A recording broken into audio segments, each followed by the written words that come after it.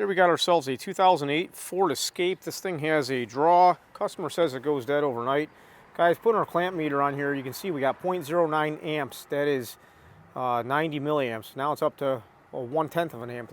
Let's make sure we're reading properly here. They've got a charger on here. Let me zero this thing out. We're going to zero this.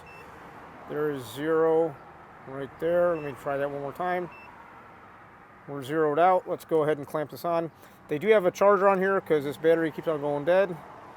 And you can see we do have 90, there's 100, about 100 milliamps or so, which is 1/10 of an amp. That is too much. Now, I got on site and the door's already closed here. I'm probably going to have to access the central junction block. I think that is in the center console over on that side to be able to get to all the fuses. So we'll have to open the doors and flip the door latches and get that part going. So as I open the door here, I want you to see, let's see, do we have any interior lights? I don't have any interior lights. That's interesting. I'm going to go ahead and flip these door latches like this because I got to be able to get in here. Oh, thanks, Keith. Going to open this here. We got to be able to get inside the vehicle. Like that, and be able to get down there. So let's go back and take a look at what our current draw is on this thing. And we might have to wait a while. So now we're up over 1 amp. So we got to go ahead and let this go to sleep. It might take a little while here. I got 8 minutes on the clock. Let's see how long it takes for this thing to go to sleep. Okay, so after about 10 or 15 minutes here, we're still sitting at 0.14, 0.13 amps. That's way too much. That's 140 milliamps. So we did our voltage drop testing across all the fuses underneath the hood here. And we're going to go ahead and show you what I found. Hopefully my results stay the same. So this is the interior fuse block here. Let me see if I can make it so you guys can see the meter. We're expecting very low voltage being dropped across all these fuses here. Kind of like, and then I get to this one fuse over here, and this one had about 4. Oh, this has 13. Now down to 4.5, 4.7, 4.8 millivolts. So this is the fuse right here. This 20 ampere is the one that's got a higher voltage drop across it. And we're lucky enough, we've got the owner's manual here. Page 208 to 209 is our fuses. There we go. I'll see if I can take you along for the journey. This is the passenger compartment fuse panel, and I believe we're looking at, let's see, the 2 over here, 1, 2, and 24. 24 is our horn relay. No way. 24 is for the horn relay. Okay, well, let's take a look at the under hood fuse block. I'm going to take a look at where this horn relay is. And another thing I should probably do is try honking the horn. I'm just looking around at this fuse block here, seeing if I can find any information. 24 is a horn relay, 20 ampere, but where's the horn relay actually at? I don't know. Just so you know, the horn does work. And let me see what else we got here. I'm going to take a look. I want to make sure we still have our draw present. And my meter turned off.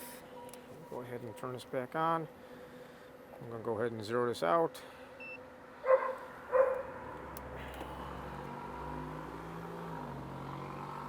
And right now, I am only showing about 50 milliamps, 60 milliamps. Let me see what happens here. Let's turn this off and zero it out again. Oh, we got to zero this. I didn't have it zeroed properly.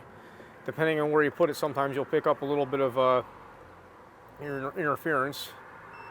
So that's zeroed. I'll clamp this guy on here again.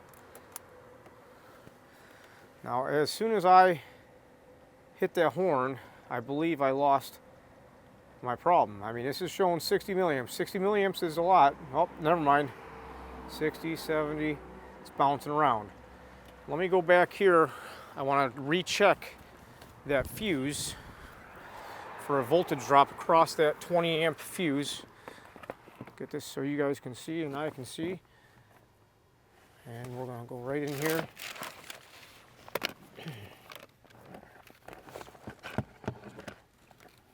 I'll have to tell you what it says, guys. Get in here.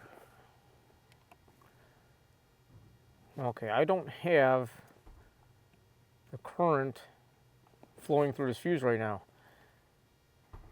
This had 4.5 millivolts before, and it doesn't now. So I'm not sure what's going on. Let me make sure you guys can see that. I'll get in here. It really is tough quarters trying to work with the camera and all. I wonder, I don't know where this horn relay is or how this horn's activated, but I'm really wondering if we don't have something sticking. So I don't have that large draw. We're right on the borderline when it gets down to this low of a draw that you may have to actually put a inline meter on here to measure it properly, because this is right on the borderline of making this tool inaccurate. This tool's about accurate to plus or minus 30 milliamps, and if we're at 50 or 60 milliamps minus 30 milliamps, well, you know, we're in spec or we're out of spec. Now this just jumped up. You see this jumping around here? I'm seeing some current flow go crazy here. Let's go ahead and pound on some stuff, and I'm going to take a look where that horn relay is. Okay, so this fuse 20 feeds both the primary side and the secondary side of the horn relay, which is non-serviceable. That is built into the smart junction box down here. So I hit the horn. Now I'm really wishing I didn't touch the horn. I really wish I could have paid more attention to what's going on here, but I'm going to go ahead and put my meter back on here. We're showing about 50 milliamps on the clamp-on meter under the hood, which is, you know, that's really high. I mean, I expect this vehicle to be much, much lower than that. I'd be thinking like 25 milliamps or less, but that clamp meter is not the most accurate tool in the world. I'll be the first one to tell you. We're kind of close in the ballpark. We don't know that for sure. So I'm going to try to get this to act up again, maybe even tap the horn a few times. I would really like to find a way to get my fuse, or should I say my multimeter, across there and maintain it, but I don't think I can hold the camera and honk the horn and do all kinds of stuff. All right, guys, I had to break the circuit to get my little homemade setup in there to jump this thing. You can see we've got 1.3 amps currently, but we're going to have to wait for a while for this thing to go to sleep. That's going to take a little bit. Guys, I don't know if you pay attention to PJ Walters' Voltage Drop Diagnosis channel, Voltage Drop Diagnostics channel. He has a great video recently up there of doing a parasitic load test, and he makes a good point of putting your meter on here like this in series because it's much more accurate.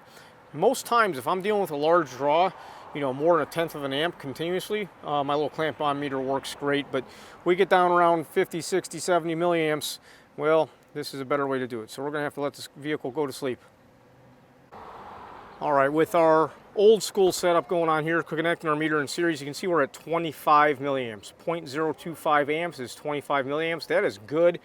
I do have the horn fuse unplugged, guys. I was not getting any voltage drop across this, but I'm going to go ahead and plug this in right now. Now, according to the diagrams, this shouldn't do anything, but, you know, we'll see what else is happening here.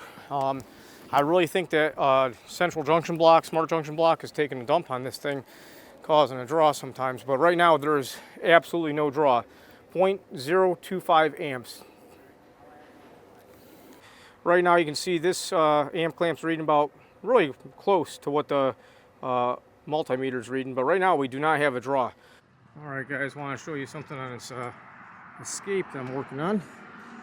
We do have the Pico scope hooked up. We're using the Pico 2205A, and this is a 2000 series, guys. This is great for this because we got our amp clamp there. You can see the activity on the network. Okay, you can definitely see there's something blipping every now and then. I've seen stuff like this before. Not so worried about that. But what I'd like to do is I'm going to go beat on this smart junction block, and we're going to go and see what happens. I'll go replay it back. I went ahead here, and before I did this, let me see if I can do it again. I'm just giving it a good old-fashioned pounding. Let me hit it hard so I can jar it like this, and also just give it a good tug. Give it a good tug like. All right, guys, I did catch this. We got caught in the act. I did hit the horn button. I honked the horn once, and then you can see way over here we have this up pattern. Let's go ahead and see what that is. Let's see. Oh, there we are. We're at 200 milliamps. That's 0.2 of an amp. For how long is this period here? Let me just get the ruler out. I'm curious. How long did that stay on? We're looking about, trying to operate the scope one-handed. You know how that goes. We're looking at about, 399 milliseconds. So it was only about 0.4 of a second, but I did not touch the horn button over there. I mean, this is a full frame of 5 seconds. I was just beating on the smart junction block, and we have this. So I think we're gonna have to get a smart junction block in this vehicle to rectify the situation and go from there. Well, I have to fess up to y'all. I overlooked the obvious on my initial inspection. As I was looking at the dome light to turn on or off as I flipped the door latch and opened the door, I didn't see the major sunroof leak on this thing. I mean, this headliner soaked. The my customer had told me this has been an issue going on with this vehicle for a while with the sunroof leaking, and I just missed it. That's all there is to it. So I totally missed that. And now I'm pretty confident that a smart junction block is the faulty culprit here.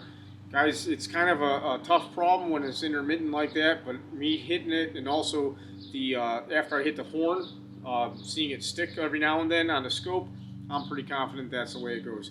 If you're interested in more in-depth knowledge about how to do this type of parasitic draw testing, be sure to check out Hands-On Auto Training on the membership website, the core premium membership levels. You do have the essential electricity for automotive technicians.